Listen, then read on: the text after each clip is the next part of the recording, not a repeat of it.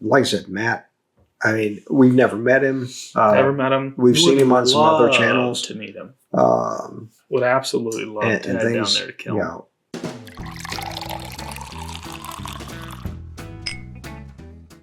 Welcome back to Bourbon Theory. I'm Bill. I'm Josh, and welcome back to What's That Bottle, episode 3. And it is once again your turn to try and figure out. This is only episode 3? Only episode 3. Really? Only episode 3. It is once again your turn, Dad, to try and figure out what I have poured for you. Okay. So, again, 5 questions. I get 5 questions. Why 5 questions? This is not like a genie in a bottle. I only get 3 wishes.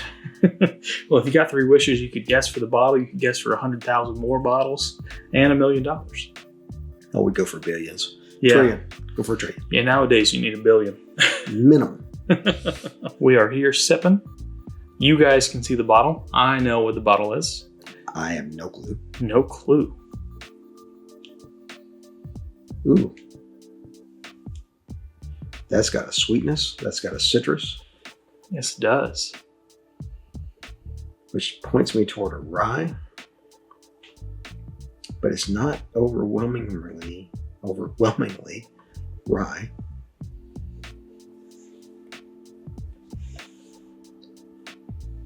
I'm not getting any kind of funk off of it like a wheater. No, it's nice and sweet and rye spice. And yeah, not really dark color. Yeah, not crazy on anything. Really good nose. It's got a really good nose. Yeah.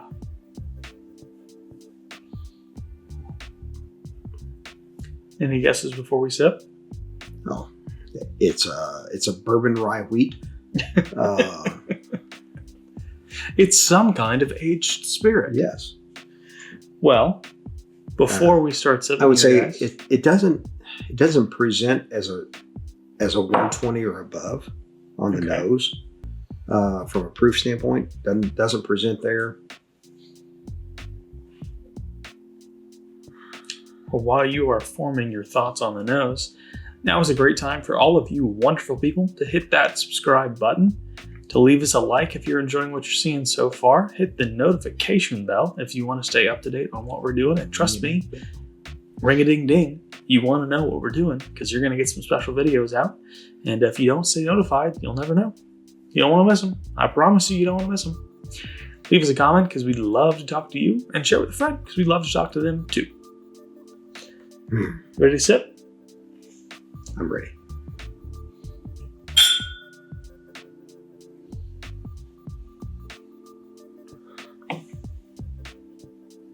So that's a rye or a high rye. It's got some proof to it. It does, but not crazy. No. I'd put it in the 1-teens. Man, that's got some rye spice. That's got some nice sweetness in there. Yeah. It's pretty good, man. That is pretty good. It is. This sweetness and the spice are really balanced. Yeah, this reminds me of Pursuit United Rye. Really? It does. And those are 108.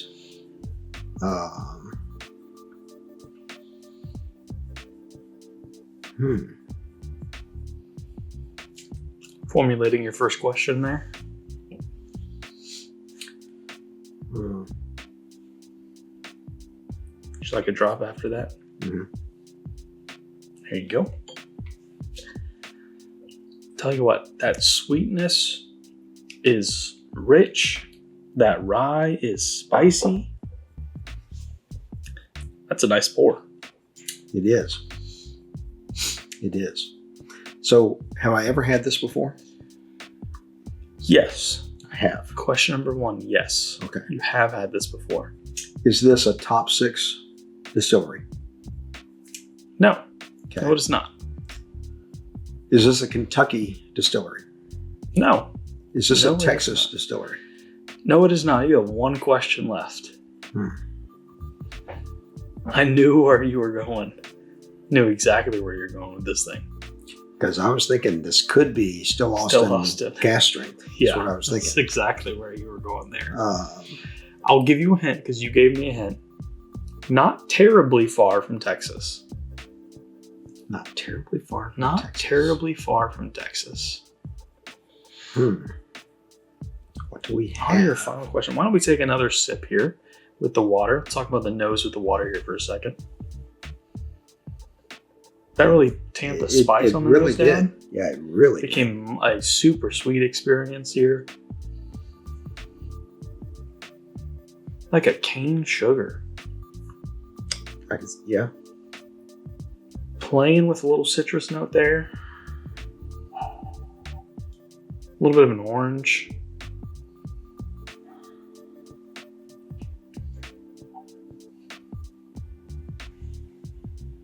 All right, let me work on the not terribly far from Texas thing. Okay. We don't have anything from Arizona. We don't have anything from Oklahoma. We have something from Louisiana, but that's JT Mellick, and this is Too sweet to be Mellick. Yeah, this is not Mellick. This is not rice whiskey. We don't have anything from Arkansas that I can think of. Missouri, we do, but this is not Holiday. It's got too much rye spice for Holiday.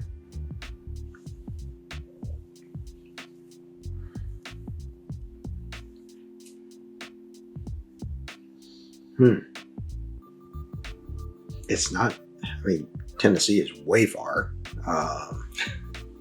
And it's not Jack Daniel's Purple Fry. Not proofy enough for the ones we have. No, and it's also not. It's Too not sweet? it's not the twice barreled rye. No. From Jack Daniel's.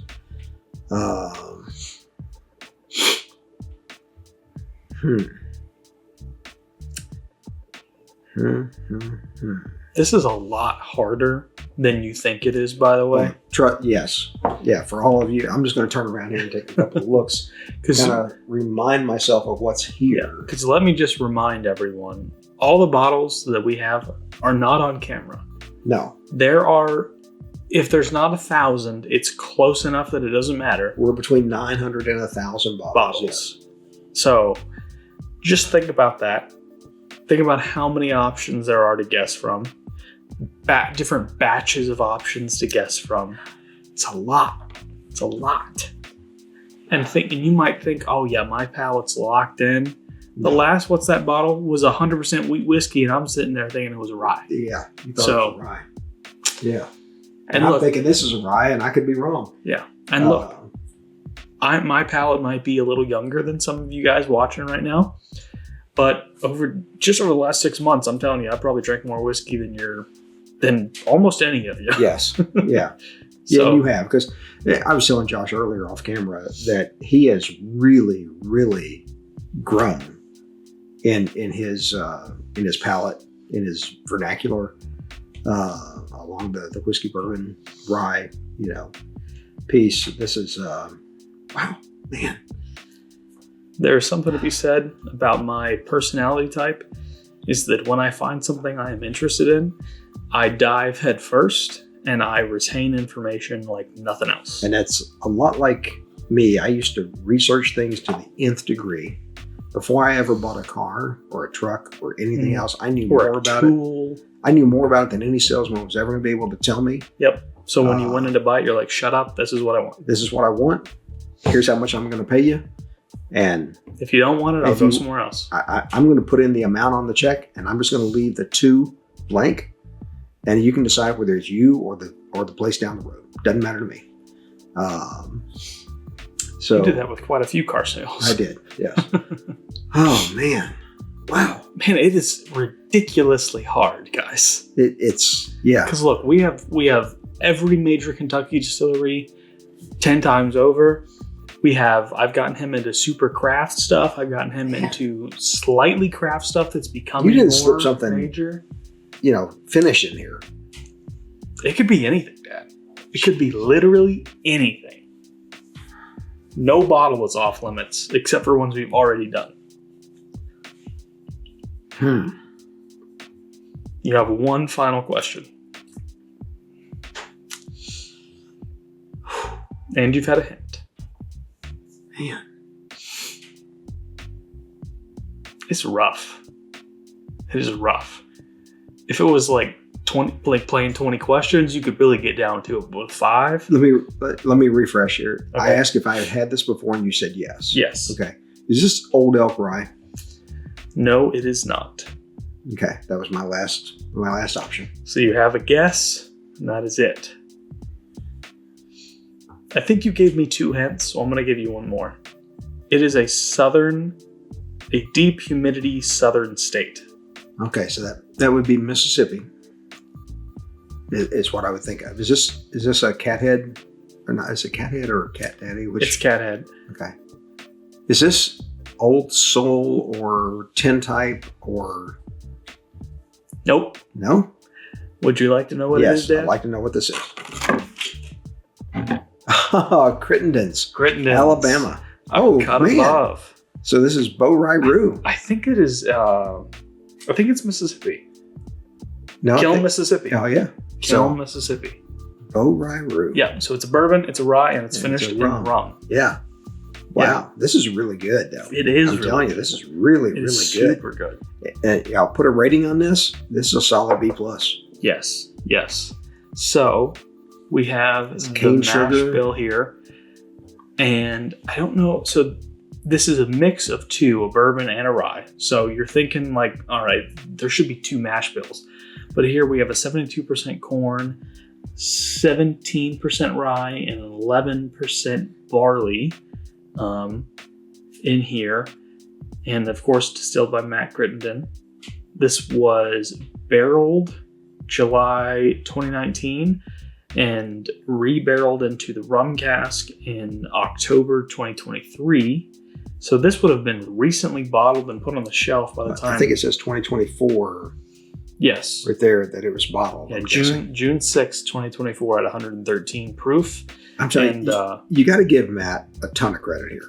He didn't release anything until he had a 4-year-old until he had at least 4 years old offering.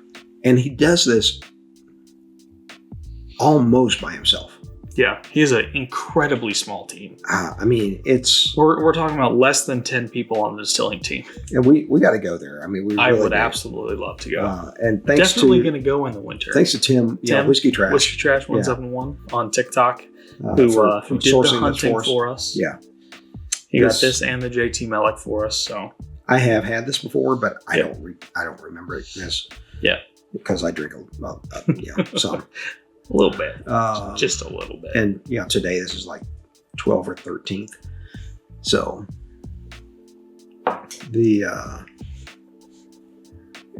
we're meeting someone at their home tomorrow at their speakeasy. They've built a speakeasy in their home. So we're looking forward to that. And some friends of his are going to be there as well. But this one.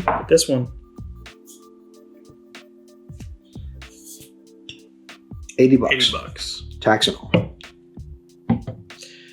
$80 for a 5-year-old in total Bou-Ry-Ru bourbon rye blend finished in rum casks.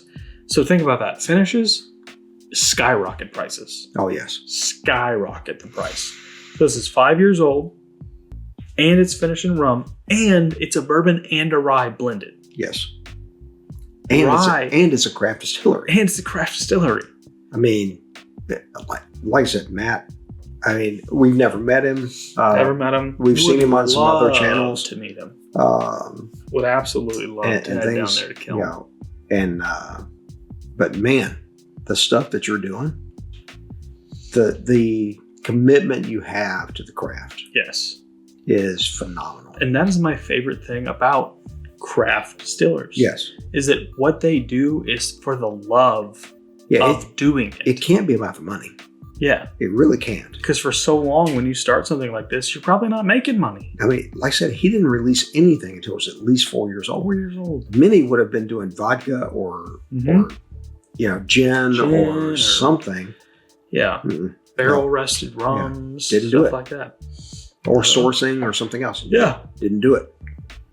Waited until he had his own juice. Mm-hmm. That is a commitment right there. That is a commitment. That is a point in favor of Crittenden's. Yes. So, and there's other stuff they have too, by the way. Yeah. So Yeah. So if you guys see Crittendens in your market, I highly recommend you grab one.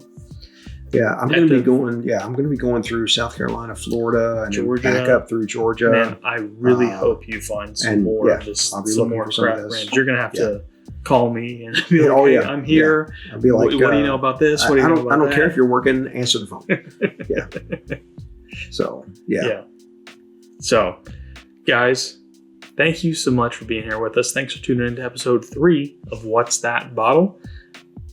Cannot wait to keep. These might be our new favorite. And you know what thing to do here? We look for your impact or your input and your impact, by the way. Yeah. But if you see something behind us on the shelf and you're like, hey, you know what? I haven't seen those guys do that yet. Just ask. Ask.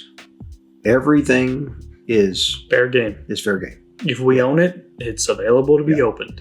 And for those that get a chance to come and see us, like Richard did, last night, like I told him, like some of our TikTok friends are if coming. If it's open, it's fair game. And we had one that wasn't, but I was like, hey, I've already had it.